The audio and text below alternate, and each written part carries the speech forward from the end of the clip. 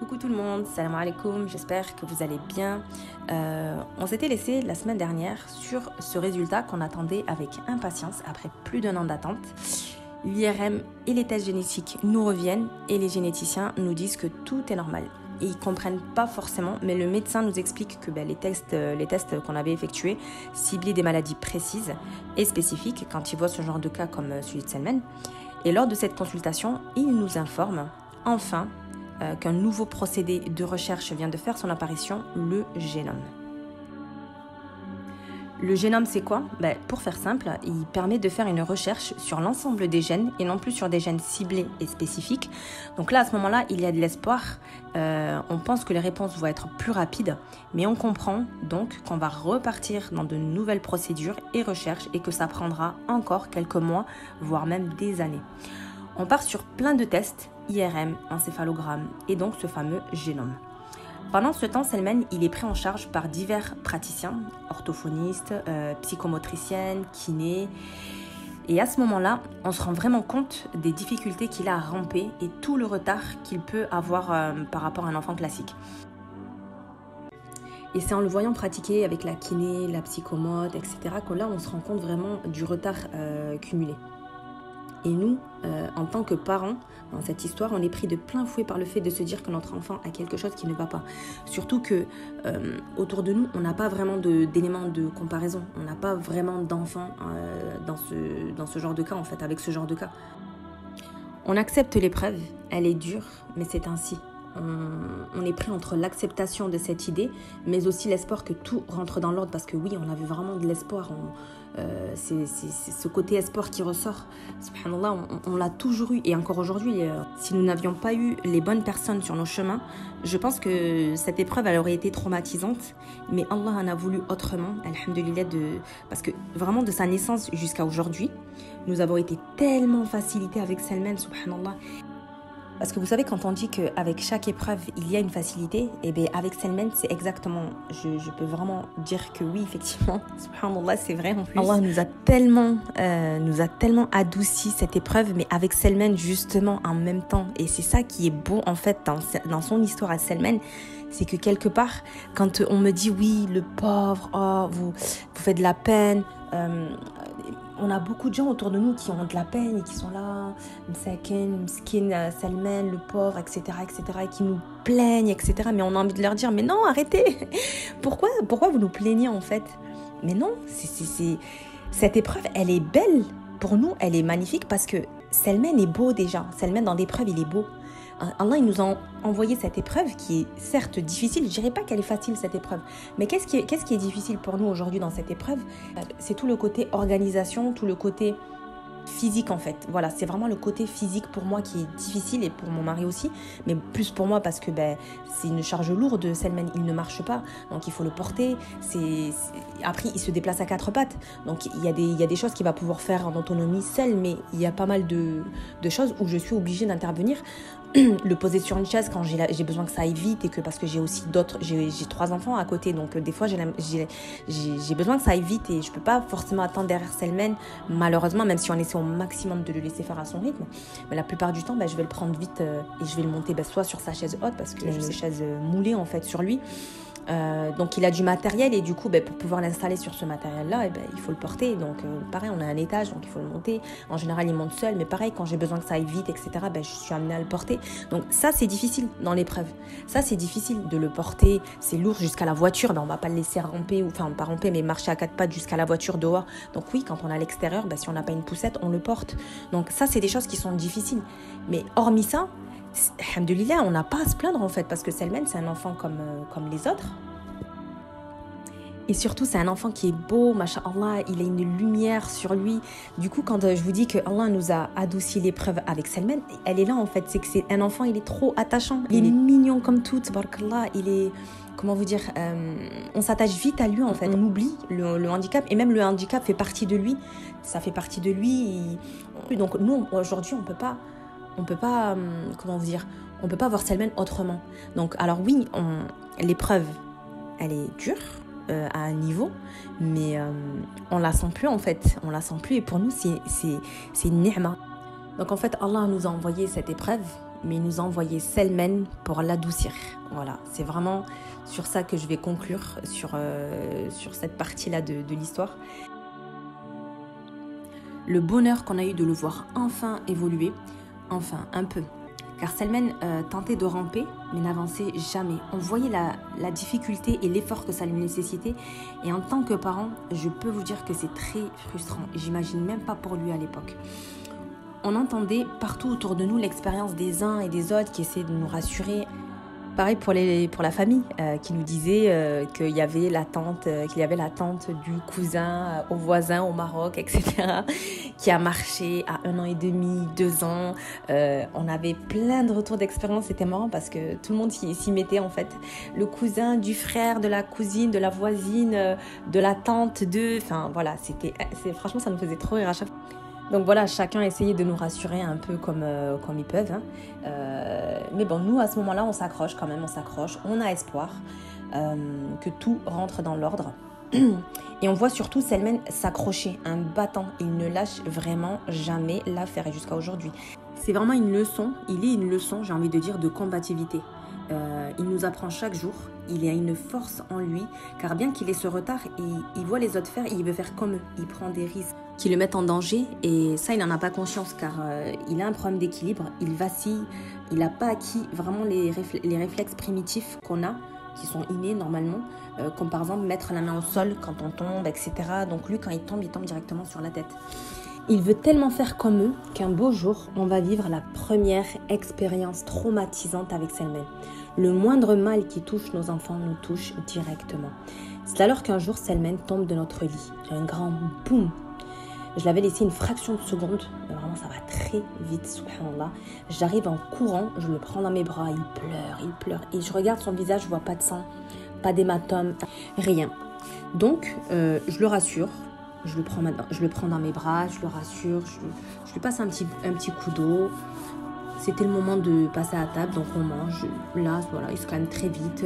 Voilà, rien d'anormal. Voilà. 1 heure passée, et là, je commence à le voir un petit peu bâiller, pas très bien. On voit qu'il est fatigué. Il rentre dans une forme de malaise. Il commence à être pâle, les jambes marbrées. Et il bâille énormément. C'est ça qui m'avait vraiment alertée. Je me dis, mais ok, c'est le moment d'aller au lit, c'est sûr, mais à ce point-là, quand même, juste pendant le repas, je comprenais pas trop. J'appelle très vite ma voisine pour qu'elle vienne au cas où je dois partir rapidement, etc., pour mon autre fils. Et donc, j'essaie de le stimuler. À ce moment-là aussi, j'appelle mon mari qui était au sport à ce moment-là. Donc, j'essaie un peu de le stimuler. Selmen. Donc, je vais un petit peu dehors. J'essaie de lui faire prendre un petit peu l'air. Mais rien. Je vois qu'il part. Il est dans mes bras et il part.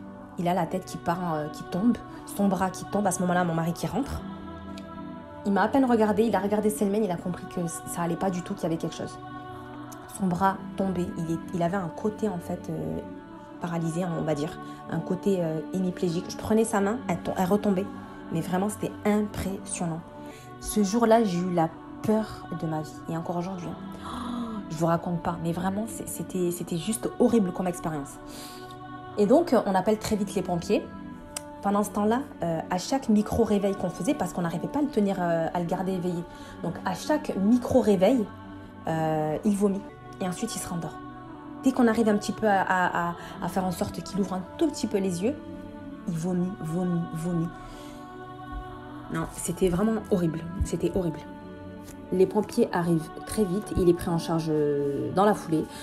On arrive aux urgences pédiatriques. On lui fait passer un scanner cérébral qui revient normal, alhamdoulilah, parce qu'on pense à ce moment-là à un traumatisme crânien. Les pompiers aussi me disaient, mais quand même, il n'est pas tombé de haut. Ils sont partis voir. On dit, ok, en général, ces chutes-là, ça fait pas un traumatisme, quoi. Mais bon, vu qu'il y a ces vomissements derrière et qu'il y a ce côté un peu somnolence, on prend pas de risque, quoi. Et moi, c'est ça, je me dis, purée, il a fait un traumatisme crânien, mais comment c'est possible? Enfin, je comprends pas, je m'en veux parce que je me dis, pourquoi je l'ai laissé? 1 seconde, franchement, j'ai laissé 2 secondes, la salle de bain est collée à ma chambre. J'ai juste déposé des affaires, je suis revenue, qu'il a eu le temps alors qu'il était en plein milieu du lit, mais bon, il bougeait beaucoup à ce moment-là, donc il se mettait beaucoup, il se retournait, il arrivait bien à se retourner d'un côté et d'un autre, ça allait très vite en fait. Et donc voilà, tout revient normalement. On le garde en surveillance toute la nuit et on me dit bon, il n'y a pas de traumatisme crânien, c'est une réaction qu'il a eue, c'est sa chute, mais tout va bien. Donc on rentre à la maison le lendemain sous surveillance. Selmen va bien, mais là on rentre avec un nouveau poids, celui de devoir constamment le surveiller pour éviter maintenant ces fameuses chutes. Parce que oui, ces réactions qu'il a eues à ces chutes, et d'ailleurs qu'il fait encore aujourd'hui, c'est bien plus tard qu'on va se rendre compte que ça fait partie en fait de sa maladie, tout simplement. On ne sait pas encore à ce moment-là, donc on est dans l'incompréhension et les médecins aussi ne comprennent pas pourquoi il a cette réaction-là, mais on se rend compte très vite et on va découvrir plus tard que ça fait partie malheureusement de sa maladie. Quelques mois justement après cet événement, le généticien nous rappelle pour nous dire quelque chose est ressorti. Il nous donne rendez-vous quelques mois après. Pendant tout ce temps, on est seul. Nous devons faire face à ce stress. On se sent enfin quelque part rassuré car on va pouvoir mettre des mots sur cette épreuve, mais en même temps on est tellement angoissé car on ne sait pas ce qui nous attend exactement avec ces nouvelles informations qui vont nous être. De plus, l'accompagnement des parents, elle est quasi inexistant. C'est pour nous là un double combat. Donc le jour du rendez-vous arrive et là le généticien nous parle. On sentait qu'il essayait de mettre les formes possibles pour nous annoncer la nouvelle. Donc ça nous mettait encore plus en stress. En plus, ils étaient 2. Donc nous, on s'est dit, ça y est, ils sont 2. C'est qu'il y a vraiment quelque chose de grave, en fait. Ils vont nous annoncer un truc de fou. Vraiment, on a fait tous les scénarios possibles dans notre tête. Et donc, il se lance. Il nous dit, madame, monsieur, nous avons enfin trouvé. Il s'agit du CACNA 1A. C'est une maladie génétique très rare qui touche le cervelet et le développement global. Et surtout, je vais me dire, alhamdoulilah, c'est quand il nous dit que, et il a vraiment bien pris le soin de le dire au départ, et ça, moi, c'est vrai que je n'y avais pas forcément pensé à ce détail-là, mais quand, dès le départ, il nous a dit, ce n'est pas une maladie dégénérative. Et c'est vrai que quand il dit ça, ce n'est pas une maladie dégénérative, je me dis, ah ouais, d'accord, alhamdoulilah, en fait. Ça aurait pu être une maladie dégénérative. Et là, c'est une autre épreuve après. Donc, de se dire que l'enfant peut évoluer pendant un certain temps, c'est ce qu'il nous disait. Votre enfant aurait pu et il peut, si ça avait été une maladie dégénérative, votre enfant va évoluer, va acquérir des choses pendant X temps et un jour, il va régresser, il va tout perdre. Et ça, moi, à ce moment-là, j'en prends vraiment, vraiment conscience et je lui dis donc là, aujourd'hui, tout ce que Selmen a appris et tout ce qu'il apprend encore aujourd'hui, il va le garder. Il m'a dit bien sûr. Et là, pour moi, c'est une victoire en fait, quelque part dans l'épreuve. Je me dis, ah oui, d'accord. Oh, vraiment, à ce moment-là, je sens que je souffle et je me dis, relâche la pression, ça y est. Donc à partir du moment où il nous rassure à ce niveau-là, à nous dire que tout ce que Selmen va acquérir dans sa vie, il le gardera. Alhamdulillah. Pour nous, c'est une avancée majeure dans notre état d'esprit en fait. Et donc il poursuit et il nous informe que cette maladie est propre à Selmen, à ses gènes à lui. Le CACNA1 en fait c'est le nom du gène trouvé. Voilà, c'est un gène qui n'a pas muté correctement de Selmen dans mon ventre. Donc il nous dit que c'est une maladie qui est propre à lui-même. C'est pas quelque chose parce qu'ils l'ont recherché également chez mon mari et moi. On est un dossier en fait, parce que voilà, il sort un dossier Selmen avec sa photo, parce qu'ils prennent le soin de prendre en photo tous les enfants qui passent en génétique pour avoir en fait des tableaux, qui mettent en fait sur un tableau clinique pour dire par exemple telle maladie, elles sont tellement rares ces maladies-là en génétique que cette maladie-là par exemple, très souvent l'enfant est comme ça physiquement, il a par exemple la bouche qui est un petit peu semi-ouverte parce que c'était aussi le cas pour Selmen. Il avait souvent au départ la bouche semi-ouverte, il bavait un tout petit peu parfois bébé, mais ça on se disait que voilà, étant bébé c'est normal tout simplement d'avoir un peu de bave, hein. Mais bon, c'est vrai qu'il y avait pas mal de choses qui pouvaient alarmer un petit peu, et le fait de prendre en photo ces signes-là, ça permet de classer dans un dossier, et après on rajoute ces informations-là à ces maladies-là génétiques. Il avait cet aspect physique-là, donc comme ça rajoute des éléments à la recherche. Voilà. Il faut savoir que le monde de la génétique, c'est un monde inconnu pour nous.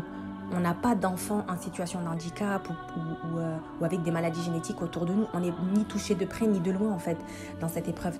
Donc du coup, on ne comprend pas trop. Donc le généticien prend vraiment le temps et les formes pour pouvoir bien nous expliquer un petit peu tout ça, parce que vraiment c'est très compliqué, c'est très complexe à comprendre.